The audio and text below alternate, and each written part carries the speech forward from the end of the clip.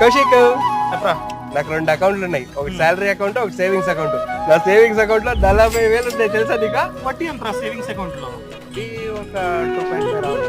గుర్తుపెట్టుకో, ఎప్పుడైనా సరే మన డబ్బు మన కోసం పని చేయాలి. అలా పని చేయాలంటే ఎక్కడైతే ఇన్ఫ్లేషన్ ని బీట్ చేసే రిటర్న్స్ వస్తాయో అక్కడ మన డబ్బుని ఇన్వెస్ట్ చేయాలి. ఇన్వెస్ట్మెంట్ చేయి, సేవింగ్స్ అకౌంట్ లో పెట్టుకోగలక. నేను చెప్పినట్టు చేస్తే నీ డబ్బు మీద 7% వడ్డీ వస్తుంది. అండ్ ఫ్యూచర్ లో ఏమైనా చిన్న చిన్న రిక్వైర్మెంట్స్ ఉంటే ఆ డబ్బుని ఇండైరెక్ట్ గా వాడుకోవచ్చు. వాడుకున్న ప్రతిసారి 2% క్యాష్ బ్యాక్ నీకైతే వస్తుంది. అవునా? బట్ ఎలా? క్రెడిట్ పే యాప్ ఉంది. ఈ క్రెడిట్ పే యాప్ లో నువ్వు కావాలంటే నీ డబ్బుని ఎఫ్డి చేసుకోవచ్చు. అలా ఎఫ్డి చేసుకుంటే 7% వడ్డీ వస్తుంది.